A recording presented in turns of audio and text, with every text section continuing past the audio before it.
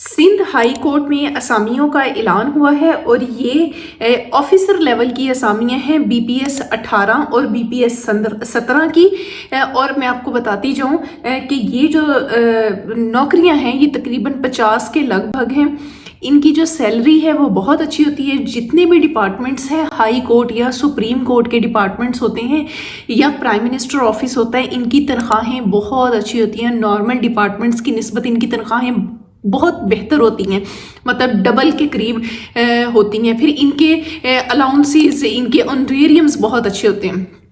इसमें Sindh high court में असामियों का ऐलान हुआ है और ये ऐलान 5 अप्रैल 2026 को हुआ है। जंग के न्यूज़पेपर में भी इसकी एडवर्टाइजमेंट आई है और बाकी के जितने भी कराची के न्यूज़पेपर हैं उनमें भी इसकी एडवर्टाइजमेंट आई है। प्रॉपर कमीशन के थ्रू ये इन असामियों का ऐलान हुआ है। इसमें पीएस है यानी प्रोटोकॉल ऑफिसर है, और इसके बाद इसमें पर्सनल असिस्टेंट टू जज, personal assistant to officer BPS 17, उसके बाद इसमें सिक्योरिटी ऑफिसर बीपीएस 17 इसकी असामियाँ हैं। और आपकी जो पोस्टिंग है वो कराची में होगी, हैदराबाद में होगी, उसके बाद सखर है, लाड़काना है, मीरपुर ख़ास है और कराची की ये असामियाँ हैं। आपकी कम से कम उम्र जो है इसमें 18 साल और ज़्यादा से ज़्यादा इसमें 50 साल उम्र वाले भी इसके ऊपर एलिजिबल हैं, अप्लाई कर सकते हैं। और मैं आपको फिर से बताती जाऊँ कि ये सिंध हाई कोर्ट की असामियाँ हैं और इनकी जिनके पास भी सिंध का डोमिसाइल है उनके लिए ये बेहतरीन मौका है। अगर आप इसके ऊपर एलिजिबल हुए, आप लोगों ने इसके ऊपर ज़रूर अप्लाई करें क्योंकि ये बहुत बेहतरीन नौकरी है। मैं हूँ सनम दिलशाद और मैं आपको यहाँ पर नौकरियों और ऑनलाइन वर्क और गवर्नमेंट की जितनी अच्छी अच्छी वैकेंसीज आती हैं उसके बारे में बताती हूँ। इसलिए अगर आप भी रिस्क की तलाश में हैं तो आप एक बेहतरीन चैनल पर मौजूद हैं जिसको आपने अभी तक सब्सक्राइब नहीं किया सब्सक्राइब करें भाई, इस तरह के चैनल्स को सब्सक्राइब किया करें ताकि आपको नौकरियों की मालूमात जो बवक्त बासानी आप तक पहुंचती रहे। और अगर ये आपसे रिलेटेड है आप इसके ऊपर अप्लाई करें, अगर नहीं है तो ये आपका फ़र्ज़ है कि आप ये उन लोगों तक पहुंचाएं जो वाकई नौकरी की तलाश में हैं, पढ़े लिखे लोग हैं और इनका क्राइटेरिया फुलफ़िल करते हैं। ठीक हो गया। तो हम आज बात कर रहे हैं सिंध हाई कोर्ट की असामियों के बारे में। इसमें असामियाँ जो हैं मैं आपको बता देती हूँ। जो प्राइवेट सेक्रेटरी प्रोटोकॉल की असामी है उसमें 9 सीटें कराची की हैं और एक जो है सखर की है। ये सखर की नहीं है, ये हैदराबाद की है। ये मैं आपको आगे कोरिजेंडम भी इसका दिखा दूंगी जो इन्होंने दिया है। इसमें जो इन्होंने कहा हुआ है कि आपकी क्या रिक्वायरमेंट है, इन्होंने कहा जी आपके पास ग्रेजुएशन होना चाहिए यानी 14 साल तालीम होनी चाहिए। अगर आपके पास ग्रेजुएट है, आपने बीए किया है, बीएससी की हुई है या आपके पास कोई भी 14 साल डिग्री मौजूद है, आप इसके ऊपर एलिजिबल हैं, आप इसके ऊपर अप्लाई कर सकते हैं।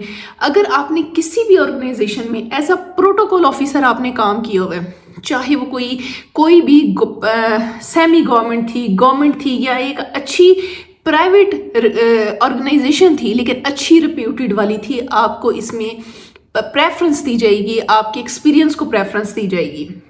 इसमें एज इन्होंने कहा है 21 से 32 साल तक की आपकी उम्र का होना इसमें ज़रूरी है।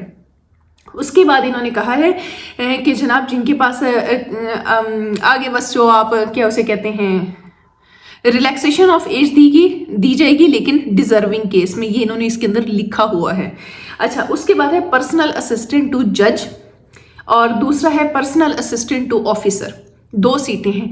ये बहुत ज़्यादा असामियाँ हैं। कराची की 36 असामियाँ हैं, सखर की 5 हैं, हैदराबाद की 4 हैं और इसके साथ लाड़काना की 1 है और मीरपुर ख़ास की 3 है।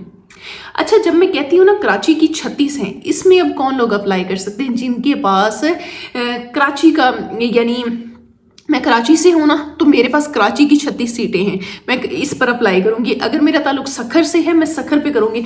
अब आप अगर आपके पास सिंध का डोमिसाइल है ना, आप अप्लाई कर सकते हैं, लेकिन पोस्टिंग इन्होंने करनी है कराची में, सखर में, हैदराबाद, लाड़काना और मीरपुर ख़ास।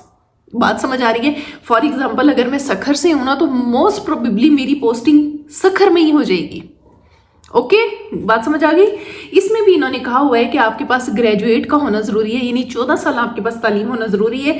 इसमें इन्होंने शॉर्ट हैंड कहा हुआ है कि 100 वर्ड्स पर मिनट। ये जी भाई जो शॉर्ट हैंड जानते हैं उनको बेहतर पता है कि शॉर्ट हैंड की स्पीड क्या होती है। आपको MS ऑफिस, MS वर्ड आना चाहिए और इन्होंने कहा है उम्र जो है 18 से 28 साल तक हो सकती है और इसमें मैक्सिमम एज जो है रिलैक्सेशन है 45 साल तक आपकी एज रिलैक्सेशन इसमें मौजूद है।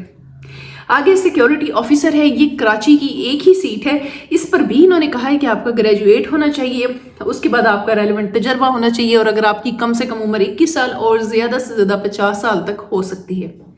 अब इन नौकरियों के ऊपर कहीं पर एक सीट भी है, कहीं पर ज़्यादा सीटें भी हैं। आपने अगर आप एलिजिबल हैं, आप कंसर्न्ड जो इनकी क्राइटेरिया है उसको फुलफिल करते हैं, आपने ये सोचकर इस नौकरी को नहीं छोड़ना कि सीट एक है। अल्लाह जब नवाजने पे आए ना, फिर एक सीट की तो 2 सीटां की गल नूं समझ रहे हो। अल्लाह जो नवाजन ते आवे। मैं जब भी अप्लाई करती थी ना, मैं कभी नहीं देखती थी 1 सीट है 2 सीटें, मैं कहती छोड़ो ये 1 सीट ये मेरे लिए ही है। और फिर अल्लाह ताला आपको बड़े रंग लगा देता है। ठीक है, तो आप लोगों ने इसको देखना है कि अगर आप इसके ऊपर एलिजिबल हैं, आपने ज़रूर अप्लाई करना है। अब इसकी जरा जनरल रिक्वायरमेंट्स देख लेते हैं। इसका आप लोगों ने ना ऑनलाइन अप्लाई करना है।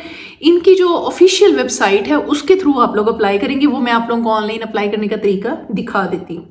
अच्छा, इन्होंने कहा है कैंडिडेट मस्ट अपलोड, जो आप ऑनलाइन अप्लाई करेंगे उसमें आप अपना CNSE भी अपलोड करेंगे, उसकी फ्रंट और बैक दोनों करेंगे। इसलिए आपने पहले से स्कैन करके रख लेनी है अप्लाई करने से पहले।